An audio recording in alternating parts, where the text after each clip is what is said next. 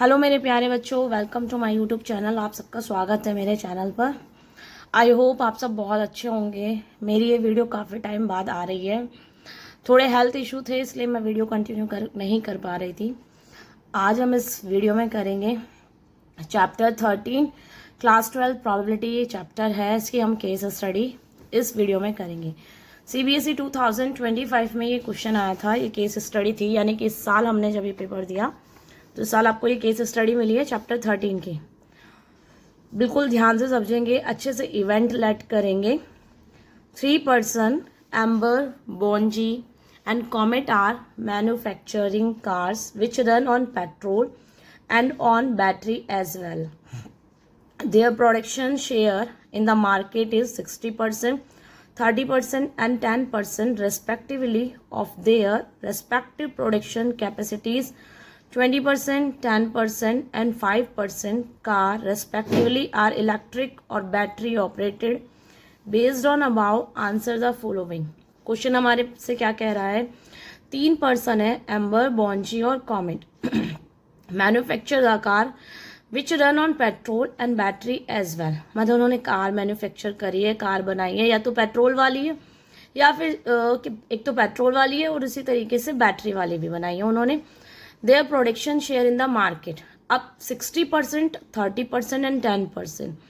मतलब जैसे कि मान लो 100% कार है, ठीक है, परसेंटेज में क्वेश्चन है, तो मैं फॉर एग्जांपल 100% कार है तो उसमें 60% जो कार है वो एम्बर ने बनाई है, 30% जो कार मैन्युफैक्चर करी है बॉन्जी ने, एंड 10% कार जो है वो कॉमेट ने करी है। Of their respective production capacities 20%, 10% and 5% car respectively are electric. यानी कि 60% जो एम्बर ने कार मैन्युफैक्चर करी है, 30% बॉन्जी ने करी है, 10% कॉमेट ने करी है। तो उनमें से 60% में से 20% जो कार है वो इलेक्ट्रिक है, ठीक है, और 30% जो कार है उनमें से 10% जो कार है उनका जो प्रोडक्शन कैपेसिटीज आपको दे रखे क्या है वो इलेक्ट्रिक है। और जो 10% कॉमेट की जो कार है उन्होंने 10% जो कार मैन्युफैक्चर करी है उसमें से 5% कार क्या है, इलेक्ट्रिक है। तो क्वेश्चन नंबर फर्स्ट हमसे क्या कह रहा है? What is the production that is randomly selected car is an electric. यानी कि हमें प्रोबेबिलिटी बतानी है कि जो कार एक सेलेक्ट की गई है वो क्या है, एक इलेक्ट्रिक कार है। इसी में और क्वेश्चन है, मतलब फर्स्ट में ही 2 पार्ट है हमारे पास, A and B. What is the probability that is randomly selected car is a petrol car. Probability बतानी है जो सिलेक्टेड कार है वो पेट्रोल कार है। इस क्वेश्चन में 2 पार्ट है, हम ऊपर वाला भी कर सकते हैं और नीचे वाला भी। सेकेंड है a car is selected at random and is found to be electric. एक कार सेलेक्ट की गई है और देखा गया कि वो इलेक्ट्रिक है, तो प्रोबेबिलिटी बतानी है कि वो मैन्युफैक्चर किसने करी है, कॉमेट ने। एंड थर्ड है car is selected at random and is found to be electric. What is the probability that it was manufacture by Amber and Bonji. एक कार सेलेक्ट की गई है रैंडमली और वो पाया गया कि वो कैसी है, इलेक्ट्रिक है। तो प्रोबेबिलिटी बतानी है कि वो कार किसने मैन्युफैक्चर करी है, एम्बर और बॉन्जी ने, या तो एम्बर ने करी है और बॉन्जी ने करी है। अब इस क्वेश्चन में हम क्या करेंगे, इवेंट लेट करेंगे। E1, E2, E3 3 इवेंट हमारे पास है कि कार किसने मैन्युफैक्चर करी है, car manufacture by Amber, car manufacture by Bonji and car manufacture by Comet. अब हम एक इवेंट ए हम लेट करेंगे। पहला क्वेश्चन है प्रोबेबिलिटी हमें किसे बतानी है कि सिलेक्टेड कार क्या है, इलेक्ट्रिक कार। तो वो हमारा क्या हो जाएगा, इवेंट ए, कि कार जो है वो कैसी है, इलेक्ट्रिक कार है। तो बच्चों ये इस तरीके का क्वेश्चन है, जैसे कि हमारे पास, मैं आपको डायग्राम से समझाती हूँ। इस तरीके से 3 इवेंट है हमारे पास, E1, E2 and E3। 3 person है, एम्बर, बॉन्जी और कॉमेट। उनका मैन्युफैक्चर दे रखा है। फर्स्ट हमारा दे रखा था क्वेश्चन में 60% एंड 30%, और फिर ये हमारा दे रखा था 10%, ठीक है। 60%, 30% एंड 10% दे रखा था। अब उसमें से कैपेसिटीज है 20, 10 एंड 5% इलेक्ट्रिक की है। क्वेश्चन हमसे पेट्रोल कार का भी पूछ रहा है और इलेक्ट्रिक कार का भी पूछ रहा है, यानी कार उन्होंने बनाई है। अब उसमें भी 2 तरह के, इस तरीके से, या तो वो इलेक्ट्रिक कार है या फिर वो पेट्रोलिंग कार है।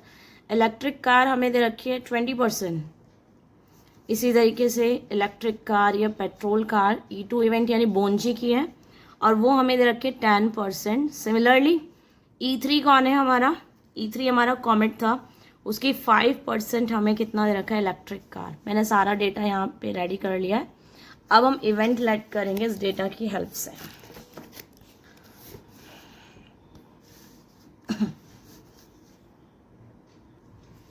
Now E1 event equal to manufacture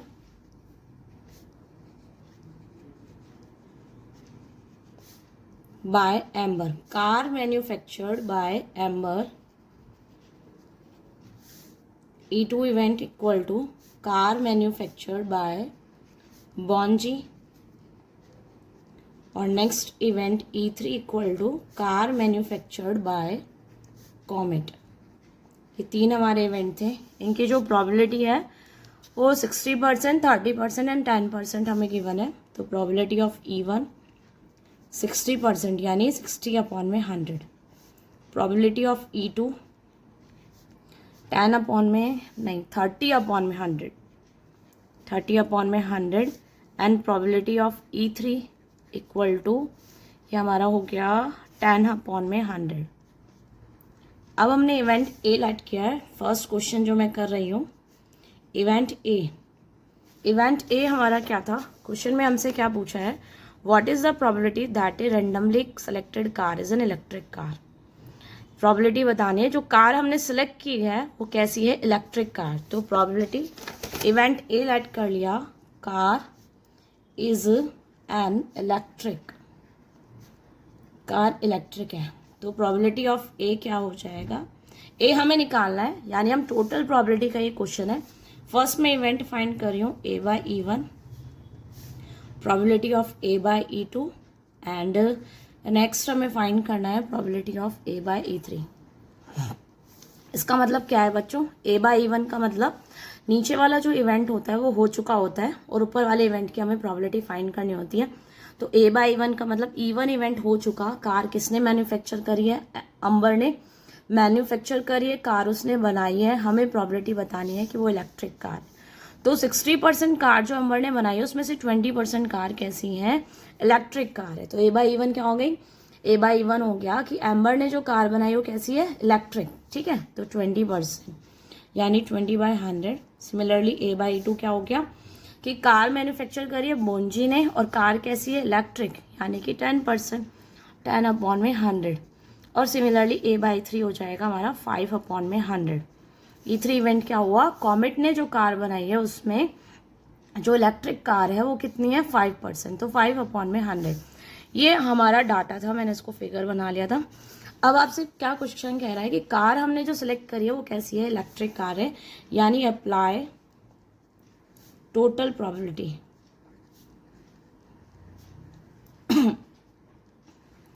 total probability of A, इसका फॉर्मूला क्या होता है, probability of E1 multiply probability of A हो चुका वो नीचे आएगा यहाँ पर E1।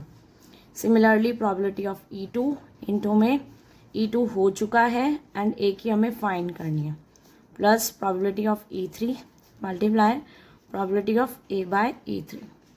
अब हम वैल्यू पुट करें तो 60/100 मल्टीप्लाई 20/100 प्लस 30/100 मल्टीप्लाई 10/100 प्लस और 10/100 मल्टीप्लाई 5/100।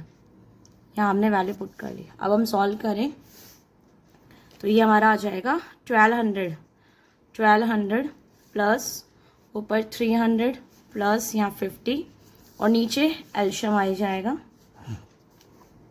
एल्शियम ले लिया मैंने, कट नहीं किया, यानी कि हमारा ये एल्शियम आ गया। अब हम ऐड करें तो ये हो जाएगा 1550 डिवाइडेड बाय 12340। अगर हम वैसे आंसर हमारा ये करेक्ट है, अगर हम पॉइंट में देना चाहें तो 0 से 0 1 2 3 तो 0.115 ये हमारा आंसर हो गया अगर हम पॉइंट में निकालते हैं तो। ठीक है, ये हमारा फर्स्ट क्वेश्चन था। Now question number second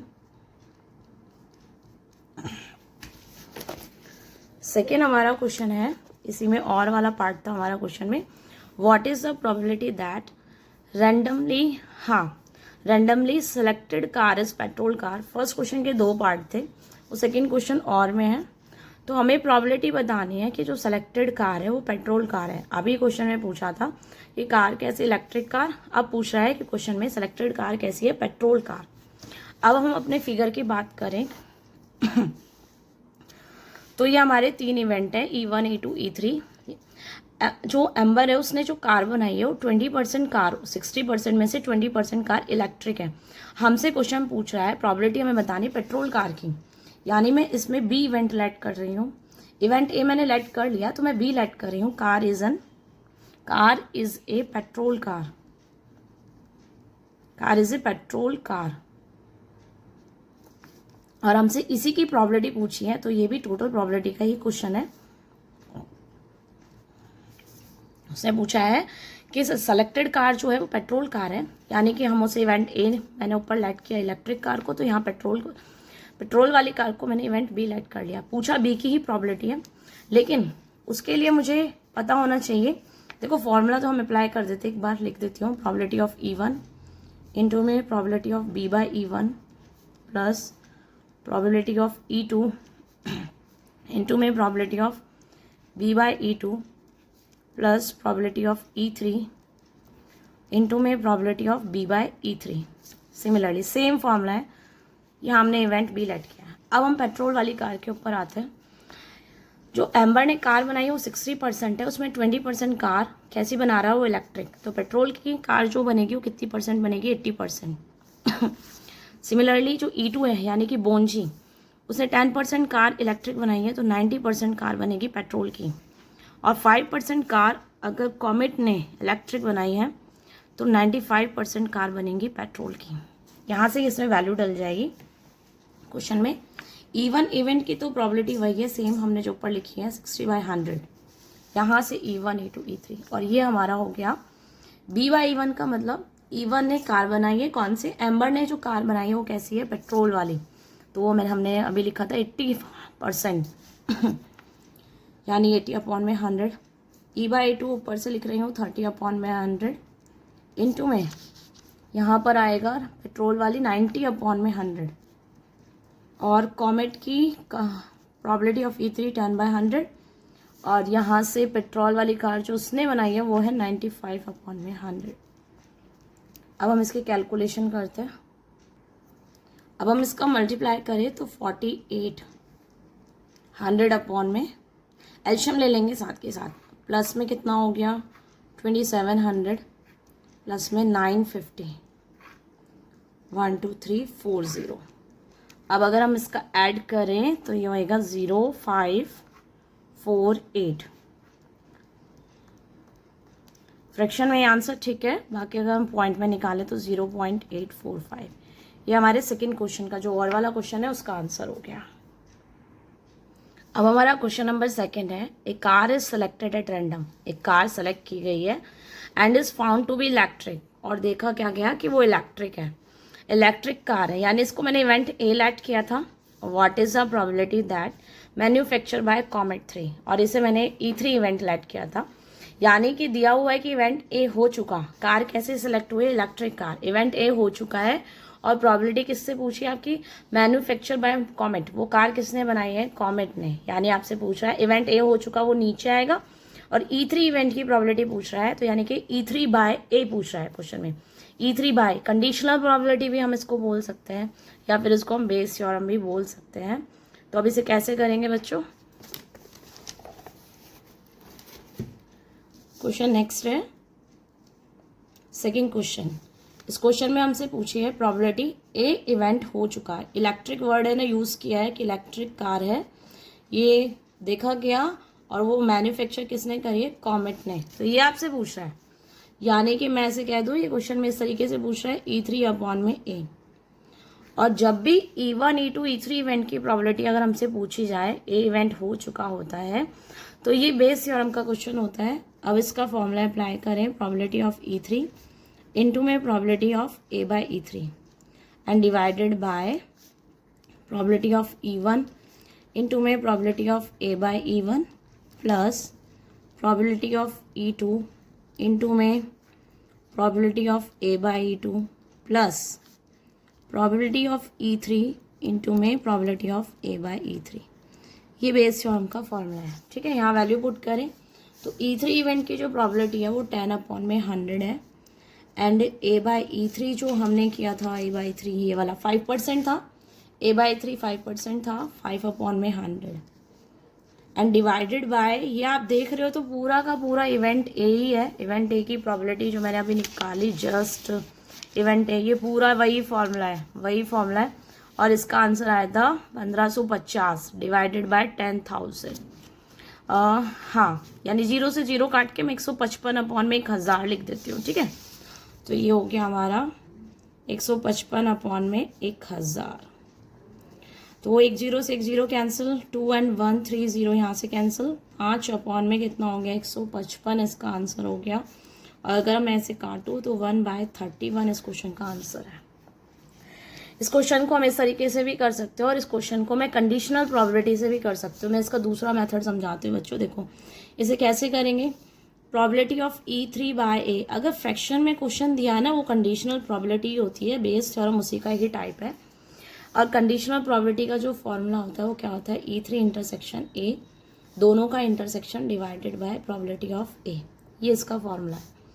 E3 intersection का मतलब यानी E3 इवेंट भी हो और ए हो, दोनों का कॉमन जो हो गया, मतलब किसने बनाई है कार, E3 इवेंट तो क्या था कि कॉमेट ने कार बनाई है, कॉमेट ने कार मैन्युफैक्चर करी है। और ए का मतलब क्या है, इवेंट ए हमने क्या लेट किया था, कार कैसी है, इलेक्ट्रिक। तो कॉमेट ने इलेक्ट्रिक कार कितनी बनाई है, इलेक्ट्रिक कार कॉमेट ने 10% की 5%, यानी कि ये हो जाएगा हमारा 10/100। 10 तो उसकी मैन्युफैक्चर थी, उसका 5% उसने बनाई है इलेक्ट्रिक का, और डिवाइडेड बाय प्रोबेबिलिटी ऑफ ए वो यही था, यानी 155 कितना 1000। तो सेम आंसर है, बेस से भी सेम आंसर है, और कंडीशनल अगर हम अप्लाई करें तो उससे भी हमारा आंसर क्या आएगा, सेम आएगा। ना इसका क्वेश्चन नंबर 4 पार्ट है। क्वेश्चन नंबर 3 जो है हमारा वो क्या है, एक car is selected at random and is found to be electric. एक कार सेलेक्ट की गई और वो कैसी मिली, इलेक्ट्रिक है। तो प्रोबेबिलिटी हमें बतानी है कि उसको मैन्युफैक्चर किसने किया है, एम्बर और बोंजी ने, यानी इवेंट ए हो चुका है। दोबारा इलेक्ट्रिक कार है ना, ये इवेंट हमारा ए था, इवेंट ए हो चुका है। प्रोबेबिलिटी हमें बतानी है कि वो मैन्युफैक्चर किसने करी है, एम्बर और बोंजी ने। तो वो हमारे E1 और E2 इवेंट है, और का मतलब होता है यूनियन। बच्चों ये क्या पूछ रहा है, क्वेश्चन नेक्स्ट 4 है उसमें ही हमसे पूछ रहा है, प्रोबेबिलिटी बतानी है कि कार तो कैसी है, इलेक्ट्रिक है, ठीक है, और वो मैन्युफैक्चर किसने करी है, वो मैन्युफैक्चर करी है एम्बर और बोंजी ने।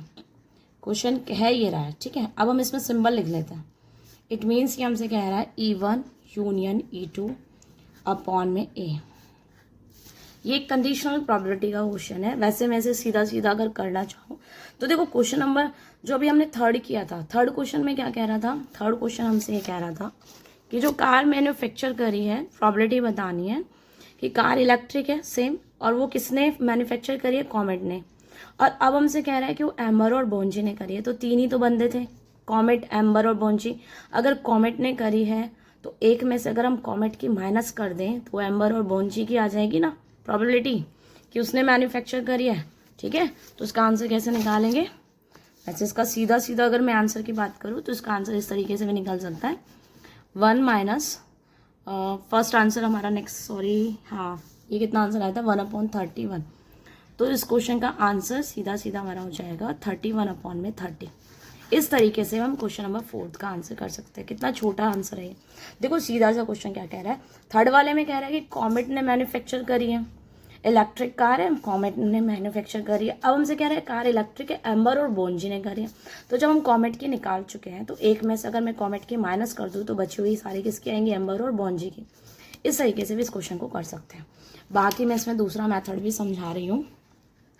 अगर मैं इसमें कंडीशनल प्रोबेबिलिटी अप्लाई करूँ तो इसका फॉर्मूला हो जाता है, कंडीशनल प्रोबेबिलिटी का फॉर्मूला, ऊपर वाला जो होता है event intersection A divided by probability of, नीचे आ जाएगा ए इवेंट ए बाय बी का, सॉरी इस तरीके से पी ऑफ ए, यही फॉर्मूला होता है ना, A upon B divided by probability of A intersection B divided by probability of B, नीचे वाला, ठीक है। ये डिस्ट्रीब्यूटिव लो लगेगा बच्चों यहाँ पे। Probability of E1 intersection A union E2 intersection A and divided by probability of A. अब ये सेम इस तरीके से क्वेश्चन है जो हमने जस्ट अभी थर्ड किया था, मैंने ये समझाया सेम यही कि E1 और ए, यानी कि E1 क्या था, E1 था हमारा एम्बर 60% और ए 20%, इलेक्ट्रिक का 60 का 20%, तो 60/100 इंटू 20/100, यूनियन में लगता है प्लस साइन। अब आपका क्या आ गया E2 का, E2 हमारा कितना है 30 का 10%, 30/100 इंटू में 10/100 और डिवाइडेड बाय ए की हमने निकाली थी वही 155 अपॉन में 1230 थी, है ना।